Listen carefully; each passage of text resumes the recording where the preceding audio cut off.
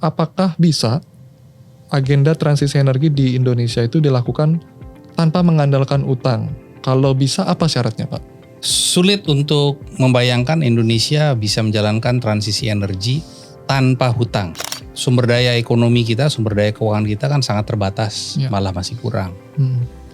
Menurut Bapak, apakah mungkin agenda transisi energi dilakukan di Indonesia tanpa meningkatkan kebutuhan impor, dan kalau bisa, apa syaratnya? Satu-satunya cara kita bisa melakukan itu adalah transfer teknologi. Produksi dari alat-alat dan komponen-komponen yang dipakai untuk proses untuk renewable energy ini harus bisa diproduksi di dalam negeri dengan biaya murah. Apa yang Indonesia bisa lakukan secara geopolitik untuk membuat kita mendapatkan kepentingan kita? Karena kalau 1,000 friend no enemy, basically you don't have any friends. Iya.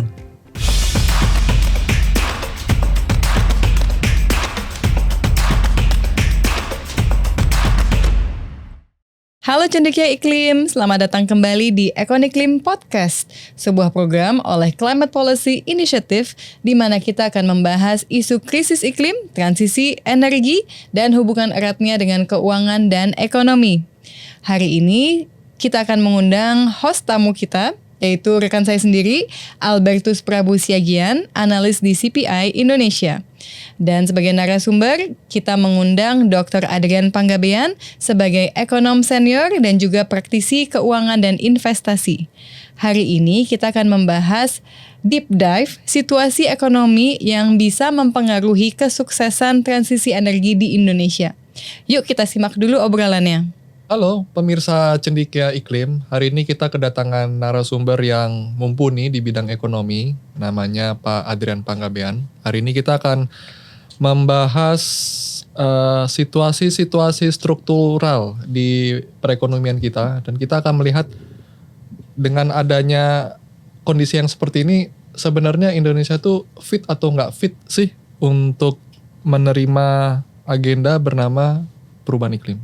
Jadi mungkin kita langsung saja ya ke narasumber kita. Pak Adrian, gimana kabarnya? Baik, terima kasih. Iya. Seger ya hari ini masih? Iya, masih seger. Gimana kamu? Baik Pak, baik. Iya, jadi mungkin langsung aja ya Pak. Iya. Kayaknya kalau di kalangan ekonom Indonesia, kita udah tahu bahwa Indonesia ini fiskalnya defisit. Tapi mungkin untuk orang-orang yang awam, fiskal defisit itu apa aja mungkin mereka nggak tahu.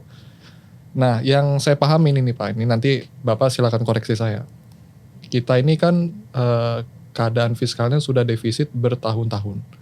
Itu kira-kira kenapa ya Pak kayak gitu? Apakah memang secara struktural ada yang salah di bagian mananya gitu akar permasalahannya, atau ini hal yang sifatnya seasonal aja gitu? Silakan Pak. Kalau mengambil referensi dari corporate finance sama personal finance ya, defisit itu suatu hal yang lazim terjadi. Cuman defisit itu kalau terjadinya secara permanen itu tidak lazim. Jadi kalau saya mengilustrasikan diri, menggunakan diri saya sendiri, seandainya saya butuh uang karena saya defisit pada bulan-bulan tertentu, itu adalah hal yang lazim. Karena hidup itu kan siklus juga ya, seperti halnya musim. Kadang kita lagi ketiban rezeki, tapi juga kadang kita ketiban sial. Kalau kita lagi ketiban sial di mana kebutuhan tiba-tiba mendadak naik karena satu dan lain hal, ya defisit pasti terjadi. Tapi kalau misalnya defisit itu terjadinya sesekali secara musiman, itu bukan hal yang heroik ya. Cuman musiman itu juga punya pola. Kalau misalnya kita menemukan diri kita selalu defisit pada hari raya, menjelang hari raya keagamaan, ya solusinya harusnya ada dong. Kita mempersiapkan tabungan atau mempersiapkan cadangan agar supaya pada saat menjelang musim hari raya agama itu kita bisa menutup kemungkinan kekurangan kan gitu. Jadi seasonality itu juga ada strategi di baliknya. Yang repot tuh adalah kondisi kita sebetulnya, di mana strateginya itu sifatnya menahun, sudah akut. Karena sejak kita merdeka 78 tahun kita defisit. Itu sebetulnya menggambarkan ada yang salah dengan pengelolaan keuangan kita. Pada level negara ya. Itu juga menggambarkan, satu, itu kan pengelolaan keuangan pada level negara. Itu juga menggambarkan adanya yang salah di dalam cara kita atau cara kita lah ya dalam menggali sumber-sumber alternatif untuk pembiayaan gitu ya. Kalau misalnya salah dalam cara pengelolaan, itu biasanya simptoms yang paling utama itu muncul adalah besar pasak daripada tiang. Pengeluaran lebih besar daripada penerimaan. Nah kalau pengeluaran lebih besar dari penerimaan, kalau pada level negara, itu biasanya karena negara tuh tidak mampu mengelola arus pengeluarannya. Contohnya misalnya, ada yang mengambil contoh birokrasi terlampau besar. Tapi ada juga yang bisa diambil contoh adanya tumpang tindih kewenangan di dalam birokrasi Indonesia menyebabkan pengeluaran mestinya hanya 100 jadi 200. Di sisi penerimaan kita juga gagal di dalam mengelola sumber-sumber daya, sumber-sumber keuangan yang sebetulnya bisa kita lakukan. Dan ini menyebabkan secara kronik kita tuh underfinance. Terbukti terlihat dari misalnya defisit rendahnya rasio pajak di Indonesia, gitu ya. Solusinya yang paling gampang ngutang, ya. Solusi yang paling gampang. Tapi sebetulnya ada solusi lain kan. Kan penerimaan atau aset bisa disekolahin ya. Misalnya saya punya rumah itu kemudian saya gadaikan ke bank, saya dapat pinjaman. Dengan pinjaman itu saya bisa beli rumah baru, rumah yang lama kemudian saya sewa-sewain, kontrakin, penghasilan dari rumah itu bisa saya pakai untuk bayar cicilan utang untuk rumah yang kedua. Jadi artinya aset saya sekolahin. Kalau di dalam konsep finance itu namanya sekuritisasi. Nah konsep sekuritisasi ini belum dipakai nih di Indonesia. Sampai sekarang konsep sekuritisasi masih sifatnya itu sangat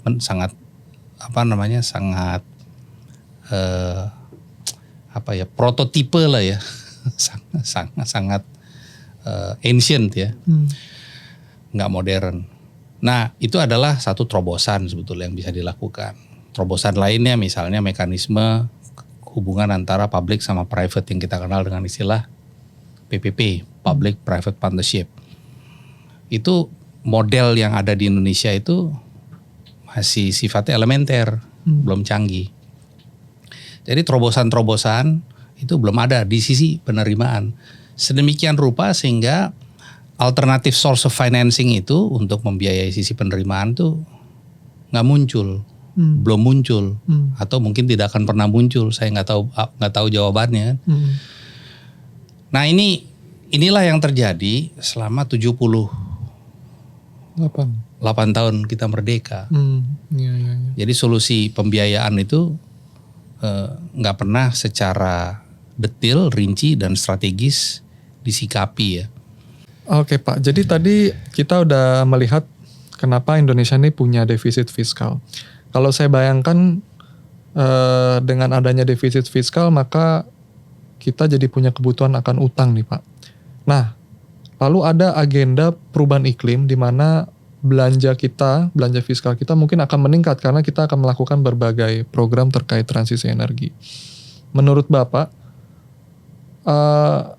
apakah bisa agenda transisi energi di Indonesia itu dilakukan tanpa mengandalkan utang? Kalau bisa, apa syaratnya, Pak? Sulit untuk membayangkan Indonesia bisa menjalankan transisi energi tanpa hutang. Oke. Seperti yang tadi saya sampaikan, sumber daya ekonomi kita, sumber daya keuangan kita kan sangat terbatas, malah masih kurang.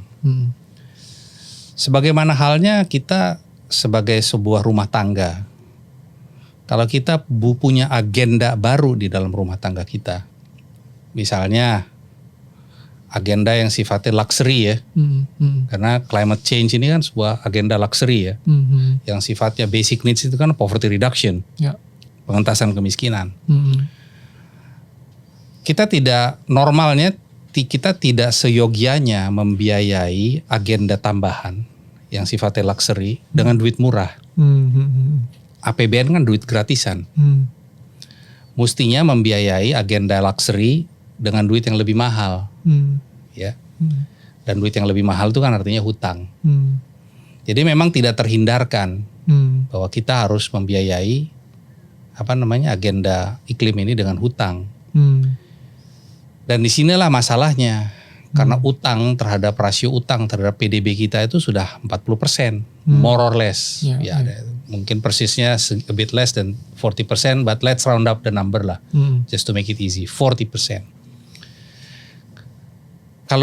Kalau misalnya kita tidak ingin rasio utang itu cukup lebih tinggi lagi, karena kemampuan bayar kita juga sebetulnya kurang, ya sebetulnya agenda iklim ini nggak bisa terlampau agresif dilakukan. Lalu tadi kita juga membahas tentang keadaan ekspor impor kita, Pak.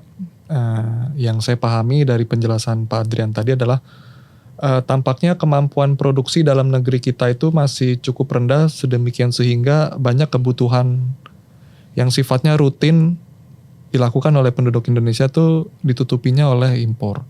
Saya membayangkan kalau kemudian ada program transisi energi, mungkin itu juga akan meningkatkan kebutuhan impor kita. Mungkin ya Pak, ini kan namanya juga kemungkinan. Menurut Bapak, apakah mungkin agenda transisi energi dilakukan di Indonesia tanpa meningkatkan kebutuhan impor, dan kalau bisa apa syaratnya?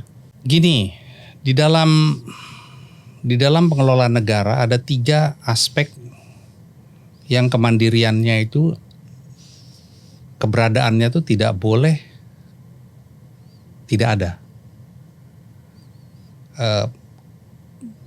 Food, energy, sama water supply. Karena food, energy, sama water supply adalah eksistensi dasar dari manusia. Dan manusia adalah yang membentuk negara plus wilayah ya. Jadi kalau misalnya kita ingin melakukan transisi dari energi fosil ke energi terbarukan bersih, maka itu artinya kita harus siapkan di mana proses transisi ini berjalan tanpa adanya disruption. Ya. Nggak bisa dong kita matiin lampu sebuah rumah, nunggu 1 jam sebelum generator itu nyala. Selama 1 jam ini ya kelimpungan lah kita kan. Jadi hitungannya mesti detik. Jadi lampu mati, PLN mati, ya dalam tempo 1 detik lampu generator nyala. Energi dari fossil fuels ini diganti, tapi energi terbarukan pada 1 detik setelah itu harus nyala. Pertanyaannya adalah, kita nggak punya teknologi, nggak punya. Dan teknologi itu harus diimpor. Homegrown teknologi yang terkait dengan renewables ini nggak ada, kita nggak punya. Karena technological power kita juga nggak ada.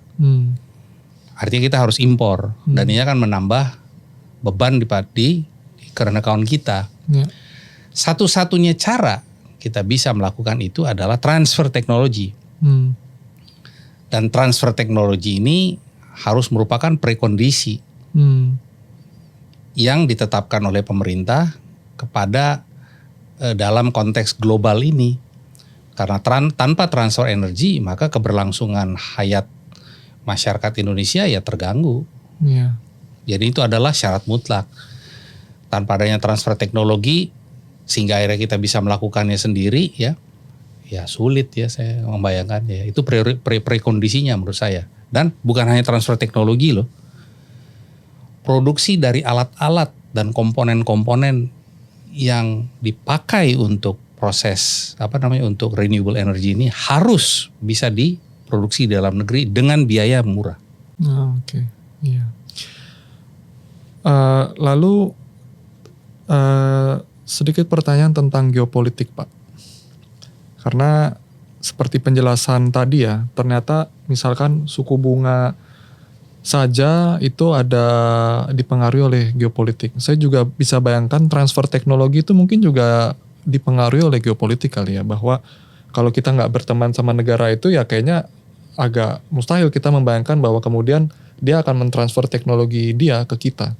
Nah, jadi berkenaan dengan geopolitik yang mempengaruhi suku bunga, mempengaruhi transfer teknologi, singkat saja Pak, apa yang Indonesia bisa lakukan secara geopolitik untuk membuat kita mendapatkan kepentingan kita? Silakan Pak. Kita kan masuk dalam kategori, saya bukan foreign policy specialist ya. Ya. Saya suka dengan analisa kebijakan luar negeri, analisa geopolitik itu karena antusiasme saya otodidak belajar sendiri. Tapi dari yang saya pelajari, kita sebetulnya punya keuntungan. Keuntungan kita kan adalah negara non-blok, non-aligned movement, 6. Sebetulnya sebagai negara non-blok, kita harus sanggup, bukan hanya sanggup ya, kita harus mumpuni ya, di dalam menjalankan format kebijakan luar negeri yang multifaktor. Kita nggak bisa hanya punya hubungan baik dengan satu juragan. Tapi kita harus punya hubungan baik dengan semua juragan-juragan yang ada. Hubungan yang baik dengan semua juragan-juragan yang ada. Bukan juga artinya 1,000 friends no enemy ya. Karena kalau 1,000 friends no enemy, basically you don't have any friends. Iya. Tapi kita menyeimbangkan kepentingan nasional kita, national interest kita, versus kepentingan hegemoni atau kepentingan global geopolitics atau geoeconomics dari juragan-juragan besar. Karena hanya dengan cara itu kita bisa mendapatkan transfer teknologi. Gak usah jauh-jauh kita berpikir. Tadi saya mengambil contoh mengenai motor. Merek motor dari mana yang sebagian besar ada di Indonesia? Jepang ya. Dari Jepang ya. Apakah selama berapa puluh tahun beroperasi kok tidak ada satu merek motor yang bisa dialih teknologikan? Berapa puluh persen pangsa pasar mobil Jepang di Indonesia? Kok sampai saat ini kita tidak bisa bikin block engine untuk mobil? Yang kita hanya bisa bikin karoseri. Ya. Itu adalah transfer teknologi. Kenapa bisa tidak terjadi itu ya? Nah sekarang artinya kan ketergantungan kepada satu prinsipal saja kan nggak boleh terjadi. Karena itu that's not in the best interest of our nation. Jadi menyeimbangkan multifaktor, that's keywords menurut saya. Nah kalau itu terjadi, ya transfer teknologi terjadi, produksi dalam negeri terjadi, ya kita bisa mungkin membiayai dengan cara murah. That's the only way and the only way. Oke. Terima kasih Pak. Oke baik, jadi mungkin kalau saya bisa ringkas ya, tapi mungkin ini ringkasan dari sudut pandang saya juga ya, bahwa Indonesia ini kan penduduknya besar sehingga either itu menjadi peluang yang besar atau menjadi suatu dalam tanda petik ancaman yang besar. Karena kalau tidak dikelola maka dari penduduk yang besar tumbuh kebutuhan yang besar. Kalau kita lihat tadi karena kita punya defisit fiskal artinya kita punya kebutuhan utang dan karena kita negara besar kebutuhan utang yang besar. Ekspor impor kalau misalkan kita juga tidak mumpuni memproduksi barang yang kita butuhkan sendiri artinya kita juga punya kebutuhan impor yang juga besar dan juga tadi ditambah dengan situasi suku bunga yang ternyata tinggi itu tidak hanya karena variabel makroekonomi tapi juga karena variabel geopolitik. Semua hal ini kalau digabungkan adalah hal yang pelik plus kita tambah yang namanya agenda perubahan iklim yang pastinya membuat kita jadi ada program transisi energi yang pastinya juga butuh besar karena kita penduduknya banyak. Saya yakin memang dibutuhkan solusi di berbagai dimensi seperti yang tadi Bapak bilang ya. Oke, baik. Terima kasih banyak atas pendapatnya Pak Adrian. Para cendekia iklim, demikian diskusi kita hari ini dengan Pak Adrian. Semoga diskusi tadi membuka khazanah berpikir kita tentang agenda perubahan iklim di negara kita Indonesia. Sekian. Baiklah teman-teman cendekia iklim, barusan kita telah menyimak obrolan Pak Adrian dan juga Prabu mengenai situasi ekonomi yang bisa mendukung transisi energi di Indonesia, di mana Indonesia membutuhkan prekondisi yaitu penguasaan teknologi supaya bisa mencapai transisi energi dengan sukses. Begitu ya. Nah, jangan lupa saksikan lagi episode-episode berikutnya di EconiClim channel YouTube dan juga Spotify. Terima kasih telah menyimak dan sampai jumpa. Salam cendekia iklim.